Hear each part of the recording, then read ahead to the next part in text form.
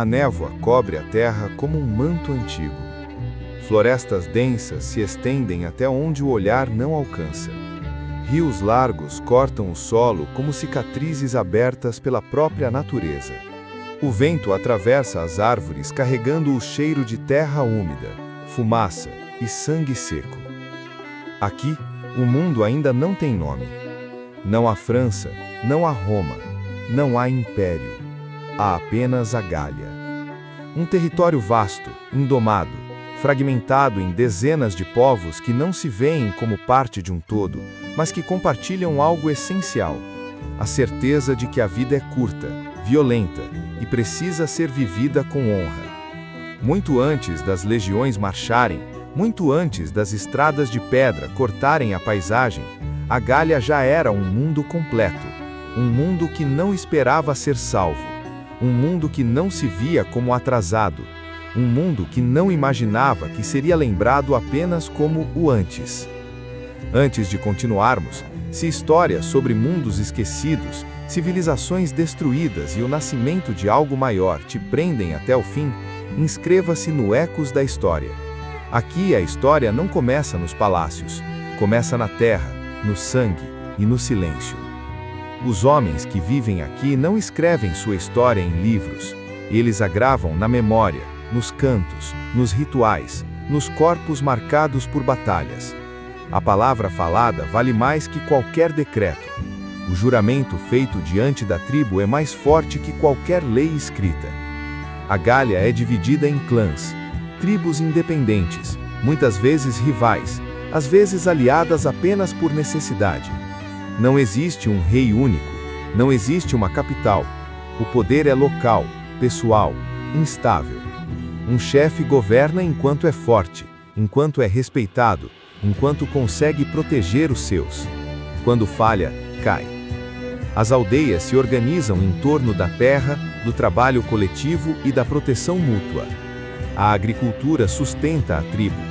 Trigo, cevada e aveia crescem nos campos cercados por paliçadas de madeira. O gado pasta nas colinas, vigiado por jovens que ainda não provaram sua coragem em batalha. A divisão do trabalho é clara, mas fluida. Homens caçam, lutam e protegem.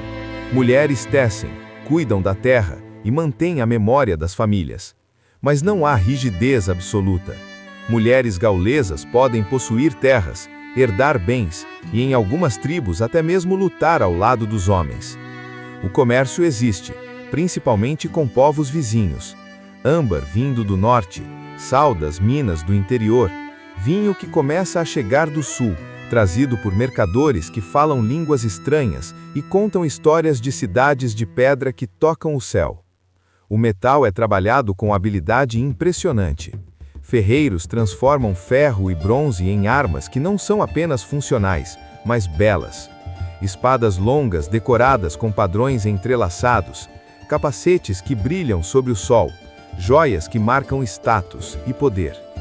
Os gauleses não são selvagens sem cultura, como um dia serão chamados. Eles têm música que atravessa gerações, poesia recitada em festas que duram noites inteiras. Têm códigos morais próprios, complexos e não escritos. Têm identidade. O que não tem é unidade. A guerra não é exceção, é rotina.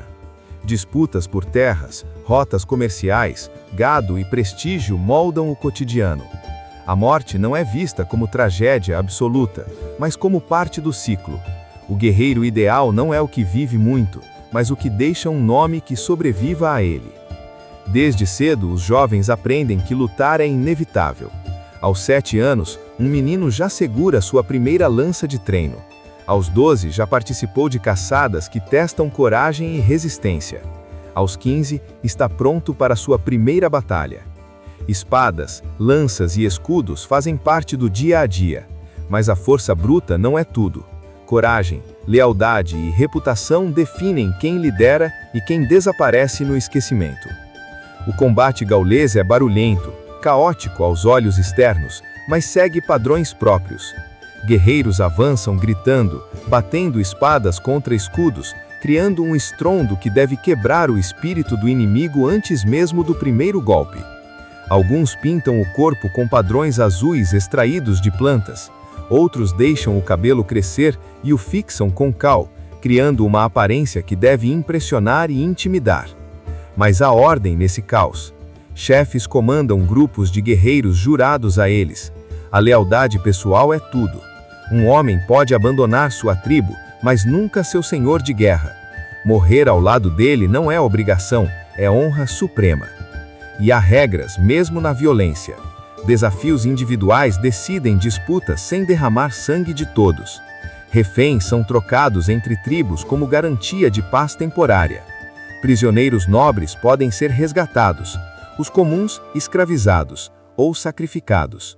Porque a guerra gaulesa não é apenas política ou econômica, é também espiritual. E acima de todos eles, acima dos chefes e guerreiros, existe uma figura que não carrega espada, mas decide destinos: os druidas. Eles não são apenas sacerdotes, são juízes, conselheiros, guardiões da memória coletiva. Detêm o conhecimento das leis, dos mitos, dos rituais e da ligação entre o mundo dos homens e o mundo dos deuses. Nada importante acontece sem sua presença. Nenhuma guerra começa sem seus presságios. Nenhuma decisão grave é tomada sem sua palavra. Para se tornar druida, um jovem deve estudar por 20 anos. 20 anos memorizando genealogias, leis tribais, histórias dos antepassados, movimentos dos astros, propriedades das plantas, tudo transmitido oralmente, porque escrever o sagrado seria profaná-lo.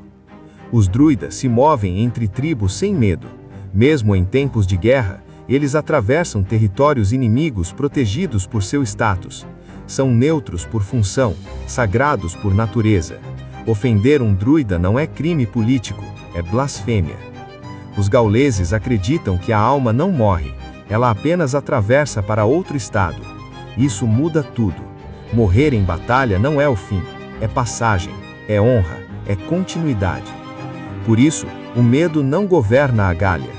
A morte não paralisa. A vida é dura, mas é vivida de frente.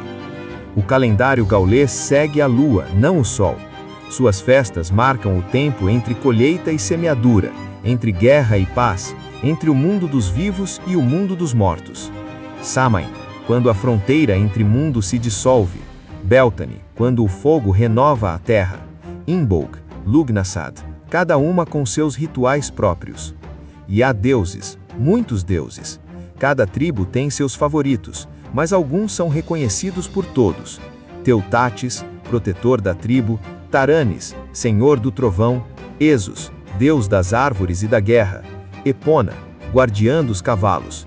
Não há templos de pedra, mas boscos sagrados onde ninguém entra sem permissão druídica. Os rituais gauleses conectam o visível ao invisível. Cada ato possui significado que atravessa gerações.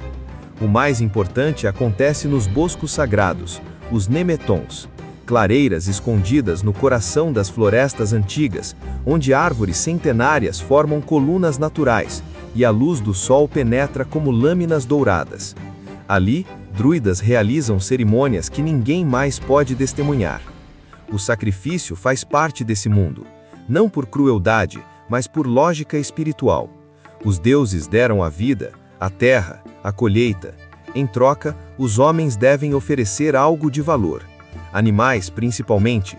Touros brancos são especialmente sagrados, cavalos, javalis. O sangue derramado em altares de pedra bruta alimenta o ciclo. Mas há sacrifícios humanos, raros, reservados para momentos de extrema necessidade. Quando a colheita falha por anos seguidos, quando a guerra ameaça destruir tudo, quando os deuses precisam ser apaziguados com a oferenda máxima. Criminosos condenados são escolhidos primeiro, loubres, traidores, covardes. Sua morte serve duplo propósito, justiça humana e oferenda divina. Mas se não houver culpados disponíveis, voluntários se apresentam. Morrer assim garante honra eterna à família e passagem imediata para o outro mundo. Os métodos variam. Alguns são afogados em pântanos sagrados, onde seus corpos serão preservados pela água escura e ácida. Outros são queimados em estruturas gigantes de vime, moldadas em forma humana ou animal. Outros ainda são enforcados em carvalhos antigos, árvores que os druidas consideram pontes entre céu e terra.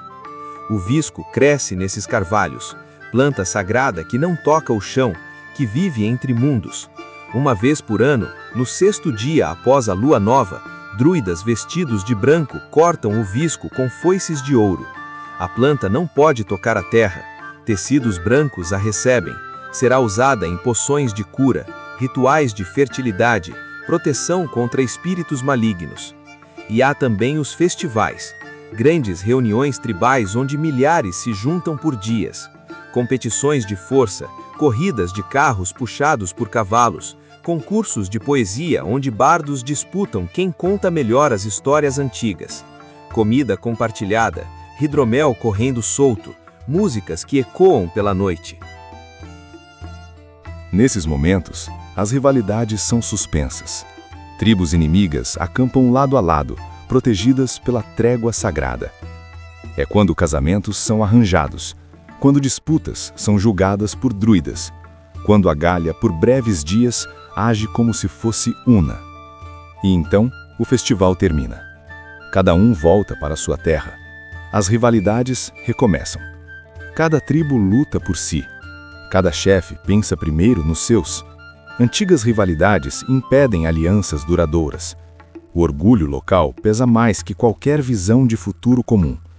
A Gália não é um povo, é um mosaico de povos. Os Helvécios dominam as montanhas do leste, guerreiros duros acostumados ao frio e à altitude. Os Eduos controlam o centro, ricos em terras férteis e minas de metal. Os Arvenos, ao sul, se consideram os mais nobres, herdeiros de uma linhagem que remonta aos primeiros tempos. Os belgas, ao norte, são temidos como os mais ferozes em batalha. E há dezenas de outros, carnutes, senones, pictones, venetos, cada um com dialetos próprios, tradições únicas, lealdades exclusivas. A relação entre eles oscila constantemente entre comércio e conflito. Uma tribo pode vender grãos à vizinha numa estação e invadir suas terras na seguinte. Alianças se formam por casamento, mas duram apenas enquanto ambos os lados veem vantagem. Sistemas de reféns mantêm a paz frágil. Filhos de chefes são enviados para viver em tribos aliadas como garantia de bom comportamento. Se uma tribo quebra o acordo, o refém paga com a vida. Mas se tudo corre bem, esses jovens crescem conhecendo outros povos, criando laços que podem durar décadas. O comércio intertribal flui pelas rotas antigas. Sal das minas do interior alimenta tribos costeiras. Metais raros viajam centenas de quilômetros. Artesãos especializados se movem entre aldeias, oferecendo serviços em troca de proteção e pagamento. Mas a competição é feroz. Controlar uma rota comercial significa riqueza. Riqueza significa poder para comprar lealdades, armar mais guerreiros, atrair melhores artesãos. Tribos vizinhas olham essas rotas com inveja. Pequenas disputas explodem em guerras que duram gerações. Os druidas tentam mediar. Conselhos tribais se reúnem em territórios neutros. Leis comuns são discutidas. Violações são julgadas. Mas os druidas não têm exércitos. Suas sentenças dependem do respeito que inspiram, não da força que comandam. E esse respeito tem limites. Quando o orgulho tribal está em jogo, quando a honra foi manchada, quando o sangue clama por vingança, nem mesmo os druidas conseguem evitar a guerra. O resultado é previsível. A Gália permanece dividida, forte em partes, mas fraca como conjunto. Cada tribo capaz de defender suas terras, mas incapaz de imaginar algo maior que suas fronteiras. E é exatamente essa divisão que atrairá o olhar de Roma. Ao sul, além das montanhas e do mar, um outro mundo cresce de forma silenciosa, disciplinada e inaplacável. Um mundo que pensa em séculos, não em gerações. Um mundo que transforma a guerra em sistema. Roma. Por enquanto, esse nome ainda soa distante, um eco fraco que chega pelos comerciantes, pelos mercenários, pelas histórias exageradas de cidades de pedra, exércitos infinitos e leis rígidas. Os primeiros contatos acontecem longe dos campos de batalha. Mercadores romanos sobem os rios gauleses em barcos carregados de mercadorias que fascinam e perturbam. Vinho em ânforas de cerâmica, azeite, tecidos tingidos com cores que os gauleses nunca viram. Vidro, material mágico que parece gelo, mas não derrete. Em troca, levam metais preciosos, âmbar, peles, escravos. Sempre escravos. Gauleses capturados em guerras tribais, vendidos por seus próprios inimigos para compradores que falam latim e contam moedas de prata. O vinho romano se torna obsessão entre os nobres gauleses. Beber vinho puro, sem diluir em água como os romanos fazem, vira símbolo de status e virilidade. Festas inteiras giram em torno de ânforas abertas, chefes competindo para ver quem aguenta mais sem desmaiar. Roma observa isso, registra, anota a fraqueza. Mercenários gauleses começam a aparecer nos exércitos romanos, guerreiros que vendem suas espadas porque guerra é o que sabem fazer, e Roma paga bem. Alguns voltam para casa ricos, contando histórias sobre legiões que marcham em formações perfeitas, sobre cidades onde dezenas de milhares vivem atrás de muralhas que parecem montanhas artificiais. Mas a maioria não acredita nessas histórias. Exageros de quem bebeu vinho demais, mentiras para impressionar. Impossível que existam tantas pessoas num só lugar. Impossível que um exército obedeça comandos com tanta precisão. Mas alguns chefes escutam com atenção. Alguns percebem que há um padrão nessas histórias. Alguns começam a se perguntar o que significa quando todas as tribos ao sul da Gália, uma por uma, param de derriar e passam a obedecer Roma. Enviados romanos visitam cortes gaulesas, falam sobre amizade entre povos, sobre proteção mútua, sobre as vantagens de se aliar a Roma contra inimigos comuns. Trazem presentes, armas de qualidade superior, joias, promessas. Algumas tribos aceitam. Os edúos especialmente veem em Roma um aliado poderoso contra seus rivais arvenos. Assinam tratados, tornam-se amigos do povo romano. Título que soa grandioso e parece não custar nada. Outros chefes desconfiam. Percebem que a amizade romana sempre vem acompanhada de sugestões que gradualmente se transformam em ordens. Que tribos amigas de Roma, de repente, precisam fornecer soldados, grãos, passagem por suas terras. E que quando uma tribo amiga é atacada, Roma responde, não com conselhos ou mediação, com legiões.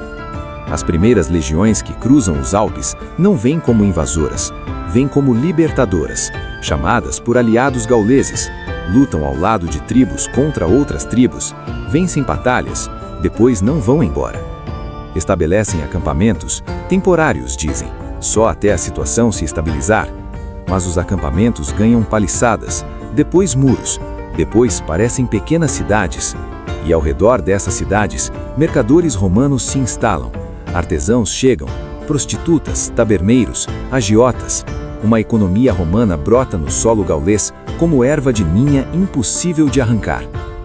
Alguns gauleses se adaptam, aprendem latim básico para negociar melhor. Seus filhos começam a usar nomes romanos, adotam costumes que facilitam o comércio. Outros resistem, veem cada elemento romano como veneno lento, percebem que estão perdendo algo essencial, mesmo sem guerra aberta. Mas a maioria simplesmente vive, planta, colhe, luta suas pequenas guerras tribais, sem perceber que o mundo está mudando ao redor.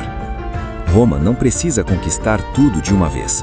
Pode esperar, pode observar, pode aprender cada rivalidade, cada orgulho ferido, cada fraqueza, e quando o momento chegar, quando o homem certo assumir o comando das legiões, a conquista não será improviso, será cirurgia. O que os gauleses ainda não sabem é que a maior ameaça à sua liberdade não virá da força, virá da organização. A Gália vive seus últimos anos de liberdade sem perceber. Tribos continuam brigando entre si, chefes disputam prestígio, guerreiros buscam glória pessoal, druidas preservam conhecimentos que em breve começarão a desaparecer. Poucos percebem que, enquanto lutam uns contra os outros, alguém aprende tudo sobre eles. Roma observa, Roma registra, Roma espera. Mapas são desenhados mostrando cada tribo, cada rio, cada passagem nas montanhas. Relatórios detalham quem odeia quem, quais alianças são frágeis, quais chefes podem ser comprados. Tudo arquivado, catalogado, pronto para uso. E quando o momento chegar, nada do que foi construído aqui permanecerá intacto. Mas ainda não. Por enquanto, a Gália respira livre. Seus deuses ainda são invocados nos bosques sagrados. Suas florestas ainda pertencem aos seus filhos. Seus rios ainda não refletem águias romanas. Suas tribos ainda guerreiam entre si, livres para escolher seus próprios inimigos. Este mundo existe plenamente apenas por mais um instante da história. Um instante que está prestes a terminar. Porque ao sul, um homem chamado Júlio César olha para o norte, e nesse olhar, a ambição que não conhece limites. A genialidade militar que transformará a guerra em ciência. A crueldade que será vendida como civilização. A Gália não sabe, mas seu destino acaba de ser decidido numa sala em Roma. Não pelos deuses, não pelo destino, por cálculo político e ambição pessoal. No próximo episódio, veremos o choque inevitável entre dois mundos que não poderiam coexistir. O dia em que Roma atravessou as fronteiras da Gália. O dia em que um general transformou terras livres em província. O dia em que o destino da França começou a ser escrito com ferro e fogo. E lembre-se, nenhuma nação nasce forte. Nenhuma nação nasce unida. Toda nação nasce quebrada. E só algumas sobrevivem ao próprio nascimento. Até a próxima, no Ecos da História.